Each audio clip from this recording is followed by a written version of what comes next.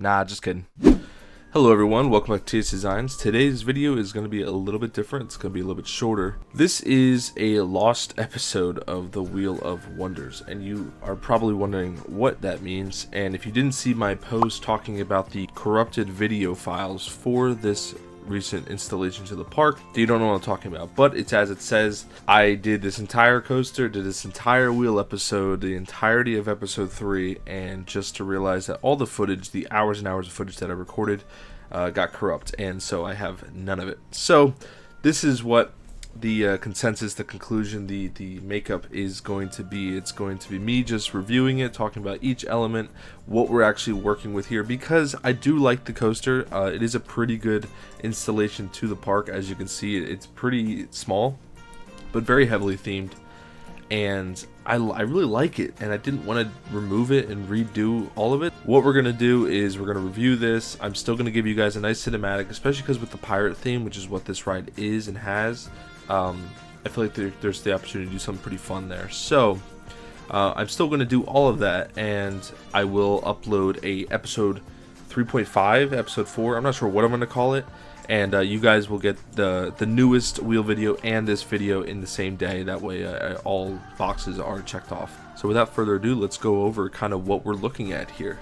So as you saw in the little cinematic at the beginning, the ride is called Abyss, and obviously it's called Abyss because of all the water elements, and you have the Kraken also featured here, and it just kind of felt appropriate. The ride itself is a stand-up coaster. That's what the wheel decided we'd be working with. Also, let me make it clear that anything that was selected by the wheel in this episode, this lost episode, being the B&M stand-up coaster, each of these elements themselves, the theming of the pirate theme, none of those are going to be removed from the wheel like in previous episodes where we remove something that's been used. Just for the sake of you guys, I want you guys to see when we do pirate theming, or see when we do a stand-up coaster, or see when we do any of these elements. So with that said, the challenge that we got for this episode is it had to be less than 2,000 feet, and that's why the ride looks so short. I mean, it's really only, what, 4 elements, maybe 5? I can't, it's been a few days since I've recorded this episode, but what we have here is a 150-foot drop, and I remember in this episode, this is literally down to, like, the foot, and I think it actually might be like a foot over. 2,004.9 feet, so technically I broke the challenge, but I'm not going to redo it, so sue me. 5 feet over the 2,000 foot challenge. I mean, literally you just make that a little bit tighter, and that's it. As I was saying, we're at a 150-foot drop here, pretty much straight down into a banana roll, which is a very funky element that you see, that you'll never see on a B&M stand-up coaster. Just look how it takes this thing. This is an element that is pretty popular on, in my opinion, like Eurofighters and Gerstlauers. That's where I see it a lot. Actually takes it at a pretty nice speed. Then you go into a straight patch into, this is a rollover camelback. I just had to look it up because I couldn't remember.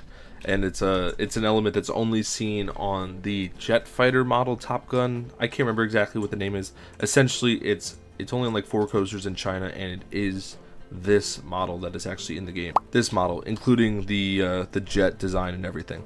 Then it sweeps over into a hairpin dive, not to be confused with a hairpin turn, as we have quite the history with, which is something that's seen on a ride like Flashback that was at Six Flags Magic Mountain for a second. Then it sweeps into this pirate ship element that I was really happy with, that I was able to incorporate into what this element is called, is a step-up underflip, which is an element that you see on RMCs a lot. Actually, I think the biggest one, and I might be wrong about this, but I know it's on Hershey Park's Wildcat's Revenge. And I think it might be the biggest one actually out there, but I might be wrong about that. In terms of that, that's really it for the layout. Pretty simple stuff. As for the theming, the pirate theming was really fun to work with. A lot of really good elements and scenery items to work with, as I said, to kind of make this little villagey area. Some pretty simple canopies over the queues, some treasure chests, some cannons, the usual pirate stuff. Made this like open air treasure chest station. I was kind of just inspired by these huge archways that are in the game, and kind of look like the Krusty Krab, but we rock with it. And used some pirate ship items to make this kind of integration moment, which looks really sweet. Also used it to make this shipwreck over here, and pretty much I made this entire kind of pirate bay area, which I was really happy with. Used the pirate ship, obviously, little boat with this guy on it. a little dock, some anchors, and of course the main event, the Kraken itself, which is where the coloring of the ride comes from and the name.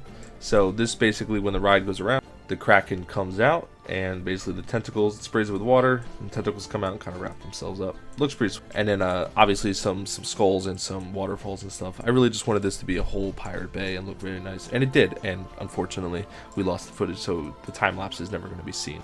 And I think it's a really solid installation to the park. So there will be a second video attached to this, being episode 3.5, 4, whatever I end up calling it, and we will do another addition to the park, and that should be really exciting. I'm hoping we can maybe use this area here, but we'll see. You guys will have to tune into that. I will try and link the video here if I remember to do that. If not, of course, just go on my channel page and you'll see it there. Other than that, I just want to make this a really nice and short, quick and easy video. Thank you for all the support. Apologies for the corruption of the video footage. I really wanted to have this video out for you this past weekend, but a few days late, I guess we'll have to do. So without further ado, let's do a quick little cinematic to leave it out, and I hope to see you over in the next Wheel of Wonders video.